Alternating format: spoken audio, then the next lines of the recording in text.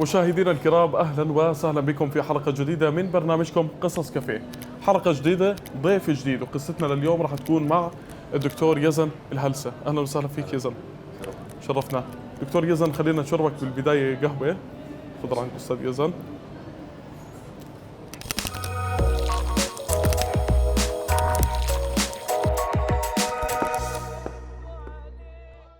يزن، من هون لبين ما تبرد القهوة خلينا نلعب لعبة أسئلة سريعة خفيفة. جاهز؟ مين؟ يلا. قهوة سادة ولا حلوة؟ حلو. حلوة. تركية ولا أمريكية؟ أمريكية. شوكولاتة ولا فانيلا؟ فانيلا. مالح ولا حلو؟ حلو. حلو. تصحى بدري ولا متأخر يا زلمة؟ حسب الحاجة. حسب الحاجة. حسب الحاجة، حلو. كتب علمية ولا رواية؟ كتب علمية. كتب علمية. صيف ولا شتاء؟ ربيع. ربيع، حلو. اوت اوف بوكس، اوكي. سفر ولا شغل؟ شغل. أفلام ولا مسلسلات؟ أفلام. أفلام. فريلانس ولا وظيفة؟ وظيفة. وظيفة. النص المليان ولا النص الفاضي؟ مليان. نص المليان، اوكي. طيب، بدنا نشوف تقرير بسيط يزن عن حلقتنا لليوم، عملناه مع ناس من الشارع لنعرف آرائهم حول موضوعنا لليوم. احنا خلينا نشرب قهوتنا، تفضل.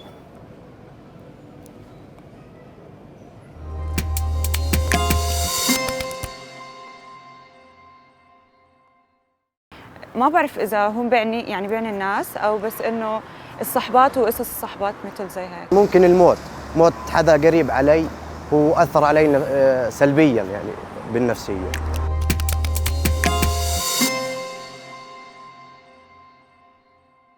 يعني ما بحس إني بأمل غير لأمي. ما حدا، ما بفضفض لحدا أبدا. زوجتي أو أمي. لأمي، لزوجي.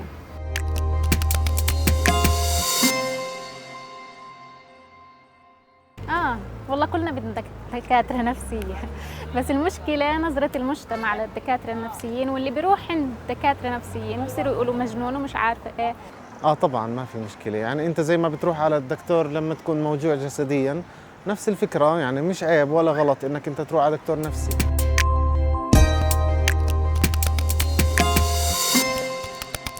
طيب يزن، بدنا نروح لحياتك الشخصية شوي ونعرف أكثر مين هو يزن. عرفني عن حالك وشو الحلم اللي حاب يوصله يزن. اسمي يزن هلسة، أنا بشتغل بالطب النفسي. عمري 27 سنة. سؤال كبير هذا، بس إذا بدي أجاوبه هو نغير شكل الصحة النفسية والمفهوم تبعها بالأردن والشرق الأوسط. يزن، شو أسوأ لحظة أو أصعب لحظة عاشها يزن في حياته؟ بتخيل أصعب لحظة هي يعني الحمد لله إنه ما فيش أشياء كثير سيئة، بس بتذكر بس خلصت طب وكان لازم آخذ الخطوة الجاي. كانت من أصعب الفترات إني مش عارف شو أعمل، شو النكست ستيب. والواحد بشكل عام بدور على استقرار، يعني طبيعة البشر والاشياء اللي بتغير حياتك هاي المصيريه، انه تعرفوا انه يعني الحياه لاغلب الناس ماشيه، يعني بتكون بالمدرسه بدك تطلع الصف اللي بعديه، بتكون بالجامعه بدك تخلص سنين، تاخذ قرار لشو الخطوه الجايه بحياتك لإشي لبقيه حياتك. كانت اظن من اصعب اللحظات كانت. طيب، نروح لاكثر لحظه كانت حلوه في حياه يزن او شعر فيها بالفرح. من اسعد اللحظات صراحه، بس شفت التأثير اللي كنا بنعمله. طيب يزن، زي ما بتعرف كل حدا بهالحياة له نقاط ضعف، له مخاوف بهالحياة. يزن، شو أكبر مخاوفك بالحياة وكيف ممكن تتعامل معها؟ نرجع نفس الموضوع، أظن هذا أنا بالنسبة لي خوف، والخوف اللي عندي هو ما أعمل اللي بدي أعمله. خلينا نروح لأسئلة لنعرف فيها أكثر عن مشروعك يزن. خبرني أكثر، شو اسمه، كيف بدايته، وكيف كانت، خلينا نحكي الفكرة كيف طلعت معك. أوكي، الفكرة بدت بس كنت سنة ثالثة جامعة بالأردنية. كنت أنا طول عمري بشتغل عمل تطوعي. كنت بتطوع مع روتري، قبلها كنت مع أشياء ثانية. فمبدأ العمل التطوعي كان إشي مهم بالنسبة لي، وعلمني أفهم كيف المجتمع، كيف التغيير بيصير، كيف 1 2 3. اكتشفنا قد ايه الوضع سيء بالاردن. ب 2012 طلع تقرير من WHO كان بيحكي لنا عن وضع الاردن من ناحيه الصحه النفسيه، وكانت من أسوأ البلاد بالعالم بالصحه النفسيه. فحبينا نعمل تغيير بهذا الموضوع. واسم حارب نفسه يعني كان عندنا كثير ناس مش حابين الاسم، بس انا برايي هو كاسم بقوي. تمام. ليه بقوي؟ اسم حارب الواحد بس يمر بالتجربه البشريه، بحارب بشكل كل يوم، بتحارب تصحى من التخت، بتحارب تشتغل، بتحارب تروح على الشغل، شيء متعب وهي الحياه. فبتحس انه بتحارب معنا، يعني فاهم علي؟ انه كجروب، ونحن مجتمعنا بسموه كولكتيفست، الناس واقفه مع بعض بالبلد هون. فبتحارب مش بس لحالك، بتحارب مع بعض. حارب هي حمله تاسست ب 2017، بدت عند طلاب طب بالجامعه الاردنيه. اهم اهدافها هي من اسمها نحارب لثلاث اهداف: نحارب للتوعيه، نحارب للصحه النفسيه بشكل عام، ونحارب وصمه العار ومفهومات الغلط عن الصحه النفسيه بالمجتمع. طيب شو اشتغلتوا؟ خلينا نحكي على موضوع انه نحارب وصمة العار، او كيف ممكن نغير من وجهة نظر المجتمع تجاه الشخص المريض نفسيا. في مره عملنا ليله اجى فيها ناس عندهم امراض نفسيه، ناس مهتمين بالموضوع، تركنا لهم المجال يطلع على ستيج واحد ورا الثاني يحكي عن تجربته، شو صار، شو تغير. تمام. والناس كانوا جايين تسمع. حلو. هلا كيف بنغير هذا الموضوع؟ شيء واحد وبسيط بس باخذ وقت، اللي هو تزيد معلومات للشعب. ما حدا بده يضايق حدا، ما حدا ابنه بقول له بحكي له انا مكتئب بقول له قوم اصحى اعمل هيك بس دلع. ما بحكي له لانه ما بحبه، ما بده يساعده، لانه ما بيعرف، برايه هيك عم بيساعده. ما بتحمل ابنه مكتئب فبحكي له بس دلع، لانه مش لانه بده شايف ابنه بتدلع او شايف هذا، لانه هيك بفكر حاله بيساعد ابنه. فتثقف الناس عن شو هي وشو بتعمل باشياء زي هيك بحوارات، هذا اللي بيغير الموضوع. طيب يزن، برايك شو افضل طريقه لنزيد التوعيه بهذا خلينا نحكي على مستوى الاباء ممكن، او مستوى العائله والمدرسه؟ عشان نعمل تغيير ما بتقدر تغير مجتمع او طريقه مفهوم التفكير بشخص واحد، ولا حارب لحالها بتقدر تغير. كيف تقدر تعمل تغيير؟ بتثقف مدرسه بتثقف طلابها، طلاب بيساعدوا بعض، من المجتمع للمجتمع. انت بتعطي المعلومات، تعطي المكان خلال حارب، بس بدك المجتمع الابن يحكي لابنه، يقعد معه يحكي له ابوي يمكن انت فاهم غلط 1 2 3. المدرسه الاستاذ يحكي للطلاب، يكون في بالمناهج يكون في اكثر من شيء. بس المبدا انه بدك تغير الناس، تساعد حالها تتغير. وجولز اللي حطيناها بوقتها انه بتحارب للتوعيه، بتحارب ضد المرض، بتحارب للصحه النفسيه احسن، بتحارب ضد وصمه العار. جميل. هيك مبدأ. جميل. اصلا حتى يعني الاسم هيك بتحس فيه قوه، يعني في تميز بالاسم. طيب يزن، زي ما بتعرف كل واحد بيبدا في هالحياه بمشروع او بقرار بيتخذه في حياته رح يغير مجرى حياته، واكيد رح يرافقها هالمشوار صعوبات. خبرني شو اكبر الصعوبات اللي واجهتوها في مشروعكم؟ بتخيل من اكثر الاشياء اللي غلبنا هو مفهوم المجتمع، وهذا اصلا شيء من اللي عم نشتغل عليه، وشيء منطقي نوعا ما، اصلا شيء متوقع. وليه متوقع؟ لانه صعب تفهم شو يعني مرض نفسي. ليه صعب تفهم شو يعني مرض نفسي؟ لانه طبيعي. كثير من الاشياء، الاعراض اللي بيشكي منها الواحد طبيعيه. نفترض هو زي كيرف زي هيك، الطبيعي 80% جوا كيرف الطبيعي، الاكستريمز تبعونه هو الاشياء اللي على الحدود، هدول الاشياء الصعبه. تمام. بس اذا بحكي لك عن اكتئاب بتقول لي انا تضايقت، اذا بحكي لك عن فرط حركه وصعوبه تركيز انا ما بعرف اركز مرات. طبيعي الواحد يمر بهدول الاعراض. تمام. المش طبيعي توصل لمرحله مرضيه. شو الحافز اللي شجعك انك تكمل رغم هالصعوبات؟ هو الحافز اللي بنشوفه كل يوم، بتشوفه بشكل يومي، مش بس مع ناس مرضى نفسيين، ناس بعيش الحياه صعبه صراحه. يعني اذا الواحد بقول لك هو مرتاح يعني ما بعرفش احكي لك يعني نياله. بس المبدا انه كل يوم بتشوف ناس عم بتحارب بشكل يومي. تمام. والحافز انه تشوف هدول الناس ماشيين. مين ابرز الداعمين اللي كانوا ليزن في مشروعه؟ الناس اللي طوعوا. حارب اذا بعيد لك كيف بدت، كنت انا وصاحبي بنحكي، فقررنا انه كنا عم نحكي صرنا كم من شهر بالموضوع، قررنا ناخذ قرار. كيف القرار اخذناه؟ نزلت على فيسبوك شيء بسيط جدا انه بدنا متطوعين لحمله عن امراض نفسيه، اسم ما كان موجود.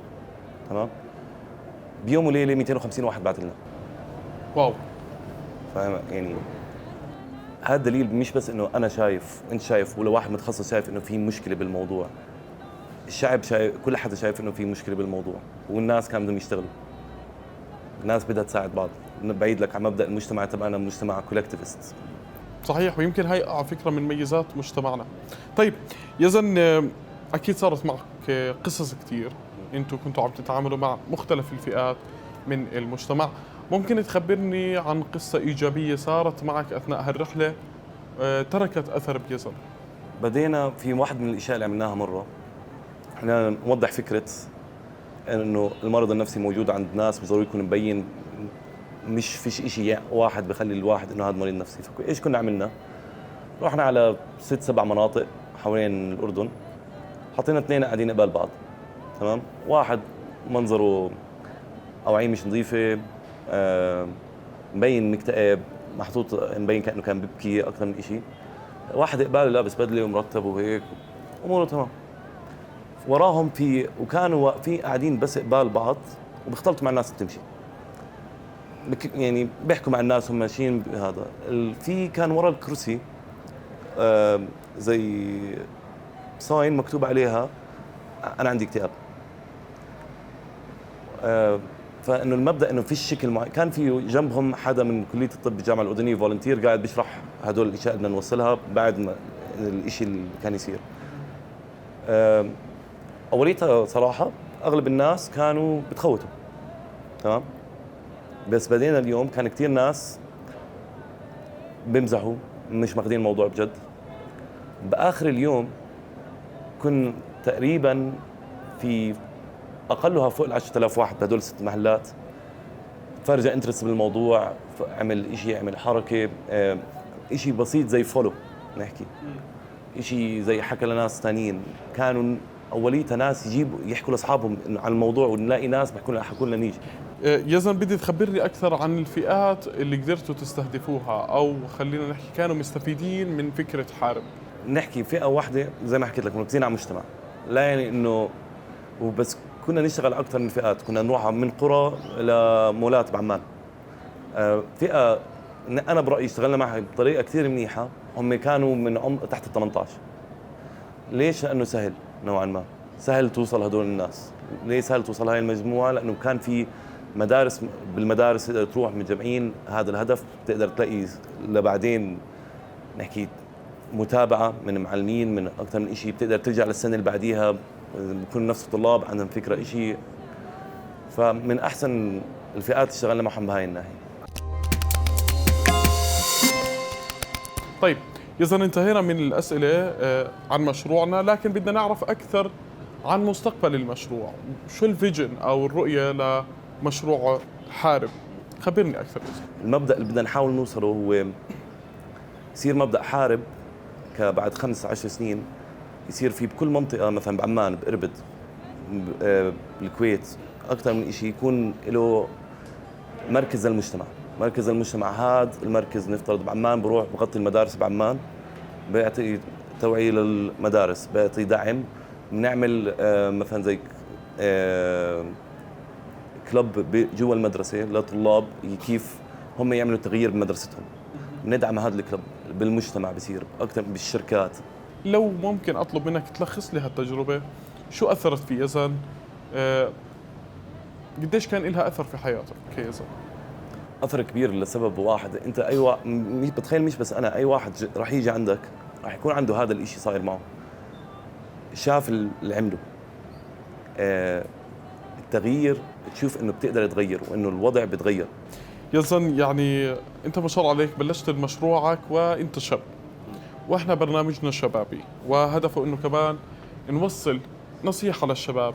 شو ممكن توصل كيزن بعد هالتجربة والتجارب اللي خطها؟ بدنا نصيحة للشباب.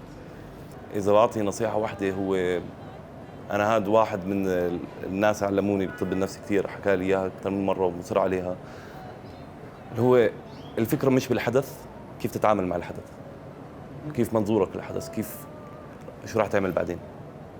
يعني ممكن يصير معك إشي ويكون كثير صعب، بس إذا بتقدر تتعامل معه بالطريقة، هذا اللي بيساعد.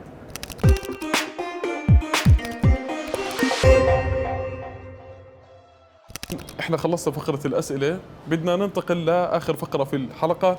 هي في عنا لعبة بتتكون من 4 ألوان، كل لون بيحمل صفات معينة لنعرف شخصية يزن أي وحدة من الشخصيات الأربعة القيادية. فتفضل اختار لون من الألوان. يعني لون قميصي وقميصك ازرق. أها أزرق، طيب حلو. تمام. نختار الأزرق وصفات الأزرق. مرتب ما شاء الله عليك، بتحب التحليل، حلو. حذر، اوكي. بتسأل، ومنطقي. يعني وانت من الناس اللي بتحب تعمل الشغل بالطريقة الصح. 100%. تتفق؟ 100%. إذن أنا كمان بتفق. حلقة كثير كانت حلوة، شرف وصلنا نهاية الحلقة، وأكيد إن شاء الله في إلنا لقاءات في المستقبل. ان شاء الله. مشاهدينا الكرام، وصلنا لختام حلقتنا لهذا اليوم. إن شاء الله انتظرونا في حلقات قادمة مع ضيوف جدد وقصة نجاح جديدة. تحياتي.